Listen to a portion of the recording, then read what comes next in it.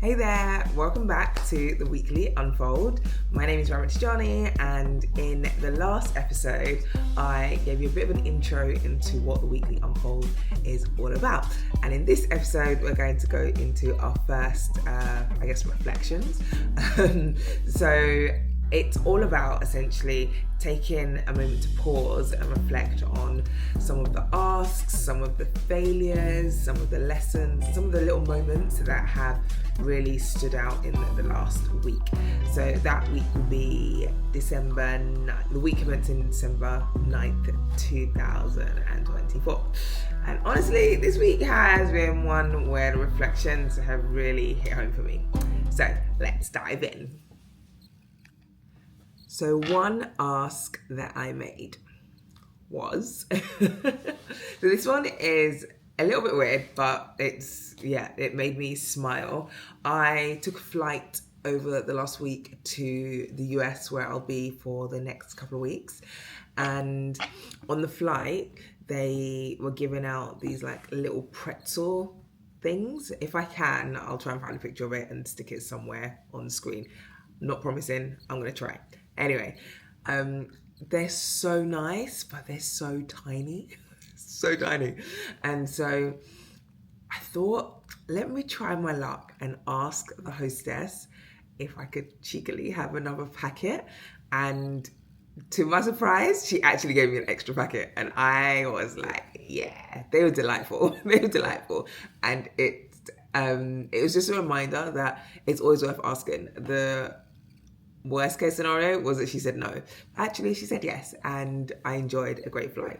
That was my one ask that I made. Okay, so on to my one failure, quote unquote. My one failure this time is about double booking. I somehow managed to double book yet again. It's something I need to work on for 2025.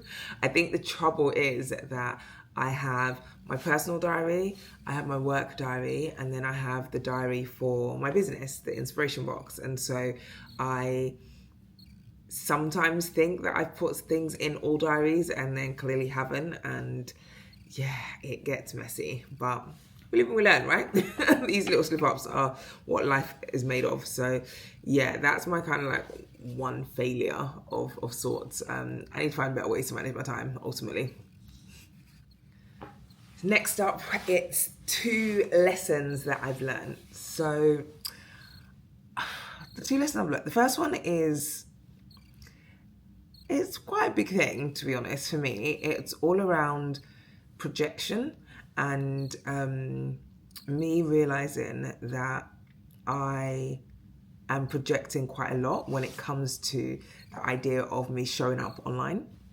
Now, I have this idea in my head that if I show up online and I talk about some of the things that that bring me joy, or things that I'm really excited about, things that I'm working on, that others will judge me in a particular way. So I don't know, people might be like, oh, it's a bit self-indulgent, or, oh my gosh, like, why are you trying to do this and do that? Like, you've already got like a great job. Why are you trying to make more money through like a side business?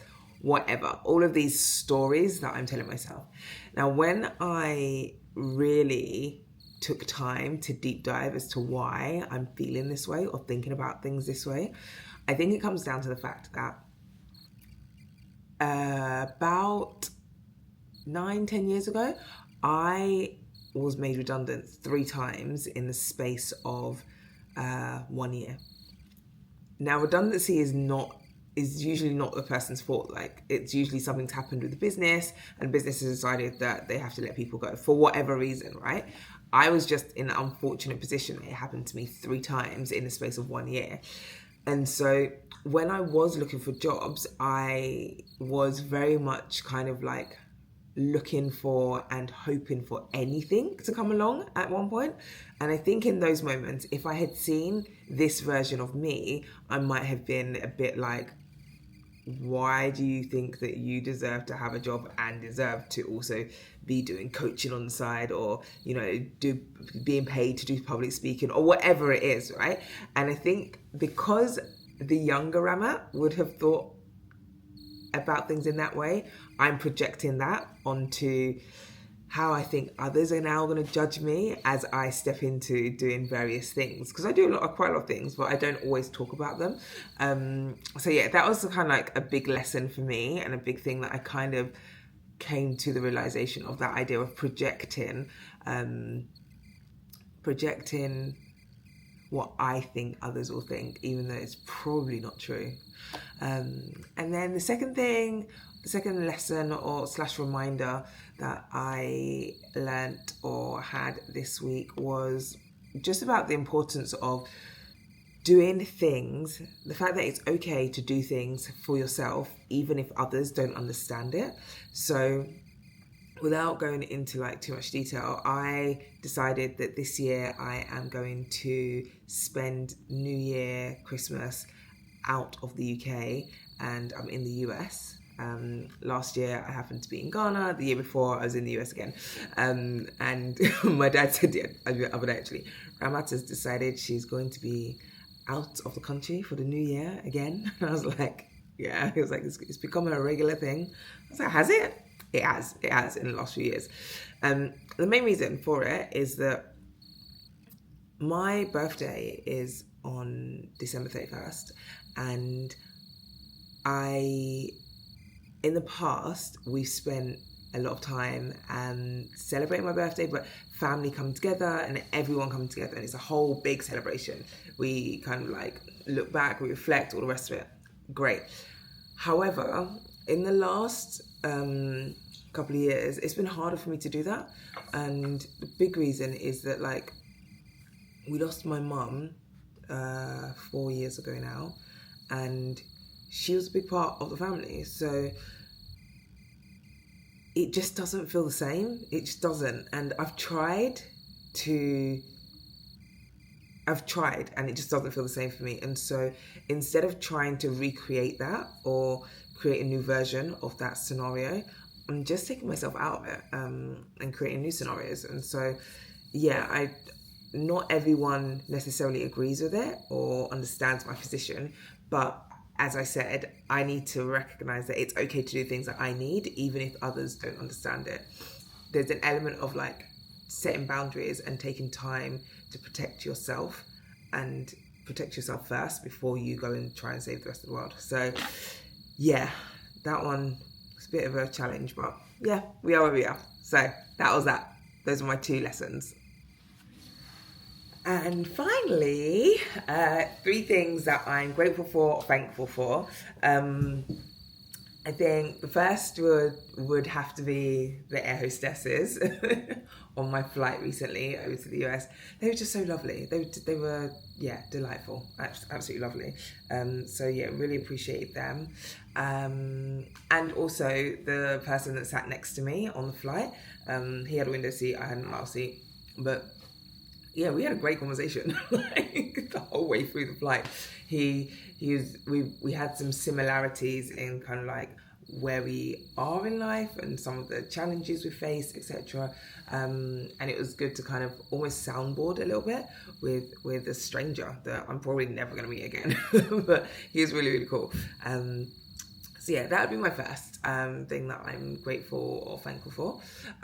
Second thing would have to be, honestly, it'd have to be the ladies that took part in my group coaching experience recently. So I've recently got back into coaching. It's something that I used to do prior and then decided I didn't want to do it anymore, and now I've kind of like gone back into it. And group coaching, elite. I love group coaching, the way in which we can learn from each other, and the way that even I, as a coach, am constantly learning from other people's experiences. So there's something about the energy, the insights, and also just the bravery that meant that the coaching experience that we had was amazing. And just reflecting on that is something that I'm super grateful and super thankful for. So yeah, I want to say thanks to the ladies, Catherine and Rachel in particular. So that's cool. And then finally, this is going to sound really random, but I am super thankful for my feel good folder, which is like a saved folder on my Instagram. So I don't know if you have this or you do this, but if you don't, I highly recommend it. So when you're looking at like different posts on Insta, my feed is quite curated to be way more on the positive side than the negative. So I don't follow accounts that don't bring me some sort of joy or give me some sort of education or I'm sort of learning from and stuff like that. Anything that's negative, drop me out, not involved. But things that like really make me smile, whether it's random videos of like kids being silly, whether it's like little cat videos, whether it's just like, I don't know, someone being caught out in a situation, I save into a folder called Feel Good folder.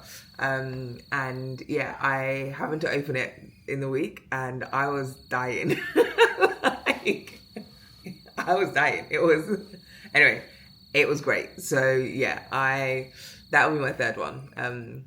If you don't have a Feel Good folder on your Insta or even on any of your socials, like create it, because sometimes when you are down in the dumps, that folder can definitely help you bring you up. So yeah, those are my 3 things.